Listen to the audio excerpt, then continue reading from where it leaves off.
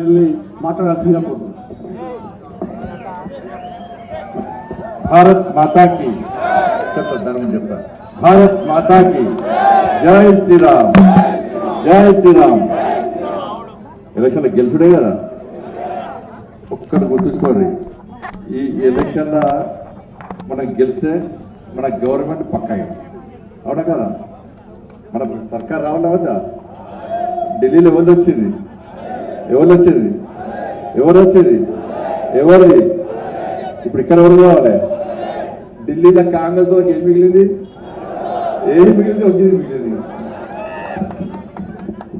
ఢిల్లీలో కాంగ్రెస్ వాళ్ళకి మిగిలింది. ఢిల్లీలో ప్రజలు కాంగ్రెస్ వాళ్ళకి ఇచ్చింది ఏంటిది? గాడి గుడ్డు. లాస్ట్ మిగిలింది కదా, ఒకటి మిగులుతుంది వాళ్ళకి. మరి ఈడేమన్నా చేస్తాడు? ఇక్కడ ప్రజలు గట్టిగా మోసం చేస్తున్నాడు. ఇంతమంది రకంగా చాలా విషయాలు చెప్పండి. ఇక్కడ అధికారం వచ్చిన వెంటనే మేము నిరుద్యోగులందరూ కూడా 4,000 రూపాయలు నిరుద్యోగులు గుర్తిస్తారాడు. ఇచ్చిండా? ఇంతవరకు ఎంత ఇవ్వాలంటే 14 నెలల వీళ్ళు వచ్చి ఒక్కొక్కరికి 56,000 రూపాయలు ఇవ్వాలి. కానీ ఏమి ఇచ్చింది మనకు? గాడి గుడ్డిచ్చింది. అవునా కదా? ఇవాళ పిఆర్సీ ఇస్తున్నారు. ఎవరికి? 22 నెలల నుంచి పిఆర్ కోసం ఎదురు చూస్తారు. పిఆర్సీ ఇస్తామన్నారు. పిఆర్సీ కమిటీ నివేదిక లేదు, పిఆర్సీ కమిటీ సమావేశం లేదు. 20 నెలల నుంచి ఎదురు చూస్తున్నారు. పిఆర్సీ ఇస్తున్నారు. ఇచ్చిండ్రా? ఏమిచ్చిర్రు? 4 డిఏలు ఇస్తారు, 5 డిఏలు ఇస్తారు. ఇక చూడు, అవదుడు, నన్ను చూడు, నా అంతా చూడడం ఇస్తా ఇస్తా ఇస్తా ఇస్తా చెప్పి లాస్ట్ కు డిఏలేలే. ఏమిచ్చిర్రు? గాడి గుడ్డిచ్చిర్రు.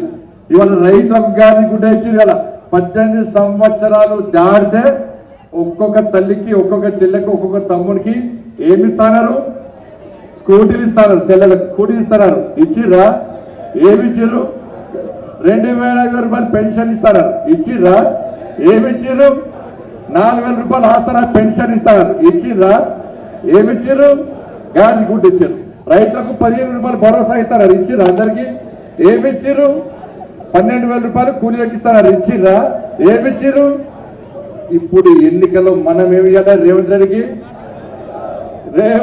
గిరగిర పోయి ఢిల్లీ పోయి చూడు తెలంగాణలో 18,000 రూపాయలు ఇచ్చినారు. 4,000 రూపాయలు మేము నిరుద్యోగ గుర్తించినాం. మమ్మల్ని గెలిపిర్రి. ఇక్కడ యువకులకు ఢిల్లీలో 8,500 రూపాయలతో ఇవ్వండి నమ్మలే. ఈయన గాడే ఎన్నికల గీడికొచ్చి మిక్తారని చెప్పి మేము మా తెలంగాణలోకి ఇట్లా మోసం చేసి గాడి గుడ్డు చూపెట్టాడు. మీకు కూడా గాడి గుడ్డిస్తా తీసుకుపోయి రేవంత్ రెడ్డి గీడి అంటే ఇలా ఢిల్లీలో ప్రజలందరూ కూడా గాడి గుడ్డిచ్చి ఏ విధంగా గుణపాఠం చెప్పిన ఒక్కసారి. ఇక అన్ని కథమన్నా ఇంతమంది రకంగా చెప్పినట్టు కేసీఆర్ అంటే హైలైట్ లేక్, రేవంత్ రెడ్డి అంటే ఇంకా గదే లేక్. ఇంకా రేవంత్ రెడ్డి మహారాష్ట్ర వేడు, ఇవే అబద్ధాలు చెప్పాడు. పార్టీ కొలాప్స్ అవుతున్నాడు. హర్యానా వేడు, ఇక చూడు నేను తెలంగాణలో ఇది చేస్తా అది చేస్తా, ఇది వికినాడు. హర్యానాలో ఏమైంది కదా? మద్రాస్. ఇలా ఢిల్లీ వేడు, 3 సార్లు వేడు, 3 సార్లు 3 మీటింగ్లు పెట్టిండు. ఇలా నేను తెలంగాణలో ఇది ఓడిచినా అది ఓడిచినాడు. ఇలా మద్రాస్. ఏడవైనా కేసీఆర్, ఏడవైనా రేవంత్ రెడ్డి, ఏడికైనా ఆ పార్టీలు మొత్తం గెల్లం చేస్తున్నాయి. ఇలా మొత్తం ఏడవైనా మోడీ మోడీ మోడీ మోడీ అని చెప్పి ఈ దేశ ప్రజలందరూ విశ్వసిస్తున్న నమ్మకంతో ఉన్నారు. కాబట్టి మన దేశవ్యాప్తంగా భారతీయ జనతా పార్టీ ఇలా వాతావరణం వస్తుందన్న. అందుకే ఇక్కడ ఎమ్మెల్సీ ఎన్నికల్లో 2 అభ్యర్థులు, టీచర్స్ ఎమ్మెల్సీ నుంచి కొమరయ్య గారు, ఇలా అంజనరెడ్డి గారు గ్రాడ్యుయేట్స్ ఎమ్మెల్సీ నుంచి. భారతీయ జనతా పార్టీ అన్ని ఆలోచించి ఎవరైతే కొట్లాడతారో, ఎవరైతే ప్రశ్నించే మనస్తత్వం ఉందో, ఎవరైతే ప్రశ్నించే గొంతుగా వల్ల ఇలా సమస్యలు ఉన్నటువంటి ఉద్యోగ ఉపాధ్యాయ వర్గాలు కానీ, నిరుద్యోగ యువత కానీ వాళ్ళందరూ సమస్యలు పరిష్కరించే దమ్మున్న, ప్రశ్నించే గొంతున్న, ప్రశ్నించే దమ్మున్న నాయకులు కావాలని చెప్పి ఇలా దమ్మున్న భారతీయ జనతా పార్టీ అభ్యర్థులుగా 2 దమ్మున్న వ్యక్తులు ఇలా పోటీ చేస్తున్న విషయాన్ని గుర్తుంచుకోండి. మీరు కాంగ్రెస్ పార్టీకి ఓటేస్తే మేధావులు ఆలోచించాలి. కాంగ్రెస్ పార్టీకి ఓటేస్తే మీకు డిఏలు రాకుండా ప్రశ్నించడం ఇవ్వలేడు. కాంగ్రెస్ పార్టీ అభ్యర్థికి ఓటేస్తే మీ పిఆర్సీల గురించి మాట్లాడేటోడు ఎవరు మిగలరు. కాంగ్రెస్ పార్టీకి ఓటేస్తే మీ ప్రమోషన్ల గురించి, మీ గురించి మాట్లాడేటోడు ఎవరుండరు. ఇలా కాంగ్రెస్ పార్టీకి యువకులు ఓటేస్తే మీ నిరుద్యోగం గురించి మాట్లాడే ప్రయత్నం ఎవరు చేయరు. అరే 2 లక్షల ఉద్యోగులు సంవత్సరం లోపల ఇస్తాను అన్న. 20,000 ఉద్యోగులకు నోటిఫికేషన్ ఇచ్చి 50,000 మందికి ఉద్యోగాలు ఇస్తామంటారు. అరే నా నరేంద్ర మోడీ సంవత్సరం లోపల సంవత్సరం లోపల 10 లక్షల మందికి ఉద్యోగాలు ఇస్తా అని చెప్పి సంవత్సరం లోపల 9,25,000 మందికి ప్రధానమంత్రి మన రోజ్గార్ మేళా పేరు మీద ఇలా ఉద్యోగాలు ఘనత నరేంద్ర మోడీ గారు. ఇలా కనీసం ఫీజు రియంబర్స్మెంట్ లేకపోవడం వలన ఇలా ప్రైవేట్ ఉపాధ్యాయ సంస్థలు ప్రైవేట్ విద్యా సంస్థల యాజమాన్యం అంతా కూడా ఇలా ఇబ్బంది పడే పరిస్థితి. పిల్లలకు హార్ట్గా కూడా పిల్లలు ఇబ్బంది పడుతున్నారు. అందుకే ప్రైవేట్ యాజమాన్యాలు దొరుకుతున్నాయి, ఎక్కడ పోయినా గిరిగెళ్తున్నారు. ఈ కాంగ్రెస్ పార్టీ గుణపాఠం చెప్తేనే శాసన మండలిలో బీజేపీ ప్రశ్నిస్తేనే మాకు ఇలా ఫీజు రియంబర్స్మెంట్ వస్తుంది తప్ప లేకుంటే రాదు అని చెప్పి అలా వాళ్ళు కూడా తిరిగే ప్రయత్నం చేస్తున్నారు. మన రైతులు ఓటు హక్కు లేని రైతులు కూడా ఇలా ఎట్టి పరిస్థితుల్లో బీజేపీ గెలవాలనుకుంటారు. ఓటు హక్కు లేని వాళ్ళందరూ కూడా ఓటు హక్కు ఉన్న వాళ్ళని రిక్వెస్ట్ చేస్తున్నారు, అన్న భారతీయ జనతా పార్టీకి ఓటేసి గెలిపించండి. ఇలా ప్రశ్నించే వ్యక్తులు కేవలం భారతీయ జనతా పార్టీ.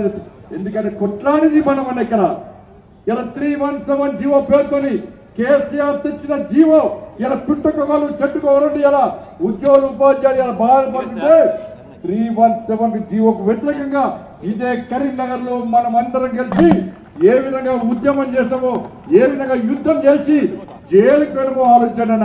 పొట్టు పోలీసులు కొడితే కాళ్ళు చేతులు ఉరిగినాయి, ఫైర్ ఇంజన్ నిలదొడితే కార్యకర్తలు సోద పడిపోయారు, గిరగిర గుంజుకపోతే కాళ్ళు చేతులు తలలు పడిగినాయి. అయినా జైలుకి వెళ్ళడం ఏ ఉపాధ్యాయ సంఘం రాలే, కేవలం తపస్సు మాత్రమే వచ్చింది. మీరు ఉపాధ్యాయులు వచ్చినా రాకుండా మీ సమస్యల కోసం కొట్లాడింది మేము, మీ సమస్యల పరిష్కారం కోసం కొట్లాడింది మేము, మీకోసం జైలుకి వెళ్ళి మేము. ఆ రోజు రేవంత్ రెడ్డి రాలే, ఆ రోజు ఉత్తమ్ కుమార్ రెడ్డి రాలే, ఆ రోజు పొంగిరెడ్డి శ్రీనివాస్ రెడ్డి రాలే, ఆ రోజు వెంకటరెడ్డి రాలే, ఆ రోజు ఎవరు రాలే. మీ సమస్యల కోసం వచ్చింది భారతీయ జనతా పార్టీ వచ్చింది. మీకోసం ఎవరు జైలు పోలే, మీకోసం ఎవరు లాఠీ దెబ్బతిలే, మీకోసం లాఠీ దెబ్బతిని మీకోసం జైలుకి ఉంది భారతీయ జనతా పార్టీ కార్యకర్తలన్న విషయాన్ని ఒక్కసారి మీరు గుర్తుంచుకొని, నిరుద్యోగ సమస్య మీద గల్లీలో నిరుద్యోగం మార్చి చేసింది భారతీయ జనతా పార్టీ కార్యకర్తలు. మీ డిఏల కోసం కొట్లాడింది భారతీయ జనతా పార్టీ, మీ పిఆర్సీ కోసం అసెంబ్లీలో యుద్ధం చేసింది భారతీయ జనతా పార్టీ. ఏ సమస్య వచ్చినా కొట్లాడింది మేము. ఇలా లాభపడేది మాత్రం కాంగ్రెస్ పార్టీ లాభపడ్డది. ఒక్కసారి మాకు మోసం జరిగింది, ఈ తెలంగాణ ప్రజలు ఒక్కసారి మోసపోయారు.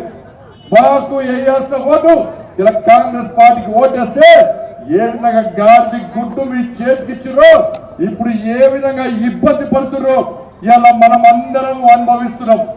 ఇలా మంచి అవకాశం మీకు వచ్చింది. కాంగ్రెస్ పార్టీకి గుణపాఠం చెప్పాలంటే మీ అమూల్యమైన ఓటులు ఇలా భారతీయ జనతా పార్టీకి వెళ్ళి 12,70,000 ఐటీ ఎగ్జామ్షన్ మీకు ఇచ్చిన వల్ల ఢిల్లీలో ఉద్యోగులు మేధావి వర్గం అంతా కూడా వన్ సైడ్ ఎక్కడ ఓటు గుద్దితే ఇలా కమలం పువ్వు వికసించి చీపురు కొట్టకపోయింది. కాంగ్రెస్ పార్టీ పత్తా లేకుండా పోయిన విషయాన్ని ఒక్కసారి గుర్తుంచుకోండి. ఢిల్లీలో మేధావి వర్గం బీజేపీకి ఓటేసింది, ఇక్కడ మేధావి వర్గం తప్పు చేస్తుందా లేకుండా భారతీయ జనతా పార్టీని గెలిపిస్తారా అని చెప్పి దేశం మొత్తం ఎదురు చూస్తుందన్న. మేధావి వర్గం తప్పు చేద్దన్నా, చదువుకున్న మేధావులు తప్పు చేస్తే ఈ సమాజం చాలా ఇబ్బందుల్లో పడుతున్న విషయాన్ని ఒక్కసారి మేధావి వర్గం గుర్తుంచుకోవాలి.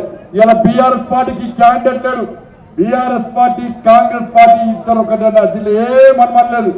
ఎందుకంటే డ్రగ్స్ కేసు అన్నారు, కేసు అయిందా కాలే, ఢిల్లీ పోయి మాట్లాడకసుకున్నాడు. ఏమంటే ఎమ్మెల్సీ ఎన్నికల్లో మేము పోటీ మీకే సపోర్ట్ చేస్తామని పని. కాళేశ్వరం కేసు అన్నారు, ఏమన్నా అయిందా లేదు, ఢిల్లీకి పోయి మళ్ళా వెండు సార్ మేము ఎమ్మెల్సీ ఎన్నికల్లో పోటీ చేయం మీకే సపోర్ట్ చేస్తాం మమ్మల్ని జైలుకి పంపుతాడు. ఫామ్ హౌస్ కేసు అయింది, ఏమన్నా అయిందా ఏం కాలే, మళ్ళా ఢిల్లీకి మాటిచ్చుడు ఎమ్మెల్సీ ఎన్నికల్లో మా పోటీ చేయమని చెప్పేది. నిన్న కాక మొన్న ఇలా ఈ రేస్ కార్ ఈ రేస్ కార్ ఫార్మర్ సంబంధించి కేసు అయింది. సుప్రీంకోర్టు వద్దని సుప్రీంకోర్టు అరెస్ట్ చేసుకోమన్నది, హైకోర్టు అరెస్ట్ చేసుకోమన్నది. ఏమైంది ఇలా కేసు ఏమైంది? రేపు ఎల్లుండి అరెస్ట్ అన్నారు, 2 రోజులు అరెస్ట్ చేస్తామన్నారు, 24 గంటలప్పుడు అరెస్ట్ చేస్తామన్నారు. ఏమన్నా అయిందా కాదే? బీఆర్ఎస్ కు కాంగ్రెస్ కు మధ్య ఒప్పందం ఏంటంటే శాసన మండలి ఎన్నికల్లో భారతీయ జనతా పార్టీ గెలుస్తుంది కాబట్టి ఇవాళ మనము ఒక్కటి కావాలి. మేము ఎమ్మెల్సీ ఎన్నికల్లో క్యాండిడేట్స్ పెట్టాం, కాంగ్రెస్ పార్టీకే సపోర్ట్ చేస్తాం అని చెప్పి ఇద్దరి మధ్యలో లోపాయికారి ఒప్పందం కుదిరింది కాబట్టి కేసీఆర్ కుటుంబం జైలు పోతలేదు. కేసీఆర్ కుటుంబం మీద కేసుల విషయంలో తాత్సారం చేస్తున్న విషయం 100% వాస్తవం. అందుకే దాని నుంచి దృష్టి మళ్లించడానికే ఇలా కుల గణనను తీసుకొచ్చి ఇవాళ హిందువులను ఏ విధంగా ఇబ్బంది పడుతున్నారో ఒక్కసారి చాలి. ఎట్లా పెడతారన్నా ఇలా బీసీ జాతిని ఈ కాంగ్రెస్ పార్టీ అవమానిస్తుంది. ఇలా తుర్కోలను తీసుకొచ్చి ఇలా బీసీగా గుర్తిస్తే బీసీ సమాజం వాళ్ళని ఒక్కసారి బీసీ సమాజం ఆలోచించాలి. ఈ తెలంగాణ రాష్ట్రంలో హిందువులు ఆలోచించాలి. అరే హైదరాబాద్ లో వైఎస్ రాజశేఖర రెడ్డి కాంగ్రెస్ ముఖ్యమంత్రిగా ఉన్నప్పుడు 4% రిజర్వేషన్లు ఇచ్చి వాళ్ళని బీసీలుగా గుర్తిస్తే ఈ రోజు హైదరాబాద్ లో హిందువులైన బీసీలు గెలవాల్సిన స్థానాల్లో ఒక్క హిందువు గెలవలేదన్నా, ఒక్క హిందువు గెలవలేదన్నా. ఇలా వాళ్ళకు 10% రిజర్వేషన్ ఇచ్చి వాళ్ళను బీసీగా గుర్తిస్తే ఇలా ఏ గల్లీలో గాని, ఏ గ్రామాల్లో గాని, ఏ పట్టణాలు గాని ఏ ఒక్క బీసీ హిందూ ఎన్నికల గెలవలేరు. మొత్తం రాజ్యం ఇలా వాళ్ళదైతే ఇలా హిందూ సమాజం చేరదొచ్చి చేతి పట్టుకొని కూర్చోవాల్సిన పరిస్థితి వచ్చిందని. అలా ఏమైందన్నా బీసీ సమాజం, ఏడ వెళ్ళన్నా బీసీ సంఘాలు ఊగేటప్పుడు ఉపన్యాసించిన బీసీ సంఘాలు బీసీలో ఉద్ధరిస్తున్న వ్యక్తులు ఎవరు? కులాల మీద పాపులేషన్ తగ్గించింది వాళ్ళ. ఇలా ముస్లింలు బీసీగా గుర్తిస్తే ఇలా ఊరుకునే ప్రసక్తి లేదు. ఇలా మా వాళ్ళిద్దరు గెలిపాడు, మా వాళ్ళు ముగ్గురు గెలిపాడు. ఇంకో ఏమేనంటే 4 అన్నా 4 వాల్మీకి శాసన మండలిని ఈ 4 సభ్యులు కలిసి దత్తరిల్లే విధంగా ఈ ప్రభుత్వాన్ని మెడల్ వంచం, ముస్లింలను బీసీగా గుర్తించొద్దని చెప్పి గుణపాఠం చెప్పే విధంగా ఇలా మనం ప్రయత్నం చేస్తాం. ఇవాళ మేధావి వర్గం ఆలోచించాలి. ఇవాళ బీసీ కులాలకు అన్ని అగ్రవర్గ కులాలు కూడా మద్దతు చెప్తున్నాయి. అరే ముస్లింలను బీసీలుగా గుర్తించడం ఏంది? ఇదెక్కడి అన్యాయం? బీసీలకు ఇంత ఘోరమైన అన్యాయం జరిగితే ఎట్లా భరించామని చెప్పి అగ్రవర్ణాల్లో కులాలు కూడా ఇలా బీసీ కులాలకు మద్దతు తెలుపుతున్న విషయాన్ని ఇలా రేవంత్ రెడ్డి సర్కార్ గుర్తుంచుకోలే. గుణపాఠం చెప్పండి, మీ ఓటు ద్వారా గుణపాఠం చెప్పండి. మేము ఎట్టి బస్సులో ముస్లింలను బీసీలుగా గుర్తించాం. మా సమస్యల పరిష్కారం కోసం మాకు ఏకైక జెండా భారతీయ జనతా పార్టీ అన్న విషయాన్ని ఇలా మేధావి వర్గం అనుసరి ఎక్కడైనా బీసీగా అన్న ఎన్నికల కమిషన్ మొన్న ప్రకటించిన ఓటర్ లిస్ట్ లో ఓటర్ల సంఖ్య ఎంత అంటే 3,30,00,000. 3,30,00,000 ఓటర్లుంటే రాష్ట్ర ప్రభుత్వం జనాభా ఎంత చెప్తుందంటే 3,70,00,000 చెప్తుంది. ఇలా మేధావి వర్గం చెప్తున్నారు, నిపుణులు చెప్తున్నారు రాష్ట్ర జనాభా 4,30,00,000 వరకు ఉండాలి. కానీ రాష్ట్ర ప్రభుత్వం ఓటర్లకు 3,30,00,000 ఉంటారట, జనాభా మాత్రం 3,70,00,000 మాత్రమే ఉంటారట. మరి మిగతా 60,00,000 ఏదైనా చచ్చిపోయారా వాళ్ళ? 40,00,000 మంది ఎక్కడి నుంచి జనగణన? కేవలం స్వలాభం కోసం, స్వార్థం కోసం, వాళ్ళ ప్రభుత్వం నడపడం కోసం, ఒకరి పొట్ట కొట్టడం కోసం ఈ రోజు కేసీఆర్ సర్వేలో బీసీ జనాభా ఏంటంటే 51% కేసీఆర్ జనాభాలో, ముస్లింలు కల్పకుండానే 51% కేసీఆర్ సర్వేలో వస్తుంది. ఇలా రేవంత్ రెడ్డి సర్వేలో మాత్రం బీసీ జనాభా పెరిగాల 46% తగ్గి 46% వచ్చింది. ముస్లింలను కలిపి ఇలా 56% అంటున్నారు. ఎక్కడి అన్యాయమో ఒక్కసారి వచ్చాడు. ఎవరిని పెంచుకునే ఇబ్బందులు కానీ ఇంకొకరు పొట్టకుంటాడని ఏ సమాజం గుర్తించారో విషయాన్ని గుర్తుంటారు. మనం ఆలోచించవచ్చు. ఇంత ఘోరమైన అన్యాయం జరుగుతుంటే ఇలా ఎట్లా భరిద్దామో ఒక్కసారి వచ్చాడు. కాబట్టి మేధావి వర్గం అంతా దయచేసి ఆలోచించండి. మీకోసం ఉద్యమించే పార్టీ ఎవరు? మీకోసం కొట్లాడిన పార్టీ ఎవరు? మీకోసం జైలుకున్న పార్టీ ఎవరు? మీకోసం హరిజనులు శ్రమించే పార్టీ ఎవరు? ఒక్కసారి ఆలోచించండి. నరేంద్ర మోడీ గారి ప్రభుత్వం అందరి గురించి ఆలోచిస్తుంది కాబట్టి మీకు ఐటీ ఎగ్జామ్షన్ ఇచ్చిన విషయాన్ని ఒక్కసారి మేధావర్గం గుర్తుంచుకోవాలి. కాబట్టి ప్రశ్నించే వ్యక్తులు కావాలంటే ఇలా భారతీయ జనతా పార్టీ అభ్యర్థులుగా పోటీ చేస్తున్నా మా అంజిరెడ్డి గాని, మా కొమరే గాని, అక్కడ సరోత్తర్ రెడ్డి గాని మొదటి ప్రాధాన్యత ఓటు వేసి గెలిపించాల్సిందిగా మీ అందరికీ విజ్ఞప్తి చేస్తూ ఇంత పెద్ద ఎత్తున తరలివచ్చిన కార్యకర్తలందరూ కూడా హృదయపూర్వక ధన్యవాదాలు చేస్తూ ఈ గెలుపు మండలి కరీంనగర్ నియోజకవర్గ కరీంనగర్ ఉమ్మడి జిల్లాలో అత్యధిక ఓట్లున్నాయి. దయచేసి కరీంనగర్ నీతి నిజానికి పెట్టిన గడ్డ ఇక్కడ కార్యకర్తలందరూ కష్టపడి మమ్మల్ని గెలిపించగలం అందరూ గెలిపించారు. ఇక్కడ ఇద్దరిని గెలిపించాల్సిన బాధ్యత మనందరి మీద. మేధావులందరూ కూడా ఓటేయడానికి సిద్ధం ఉన్నారు. మనం పోయి ఓటు రిక్వెస్ట్ చేద్దాం, వాళ్ళతో ఓటు ఎంచుకునే ప్రయత్నం చేద్దాం. డబ్బుల ద్వారా గెలవాలని చెప్పి కాంగ్రెస్ పార్టీ ఇస్తున్నది. అధికార మతంతో గెలవాలని కాంగ్రెస్ పార్టీ ఇస్తున్నది. కానీ ఓటర్లను కలిసి వాళ్ళని ఒప్పించి మెప్పించి ఓట్లు పొందాలని చెప్పి మనం చూస్తున్నాం.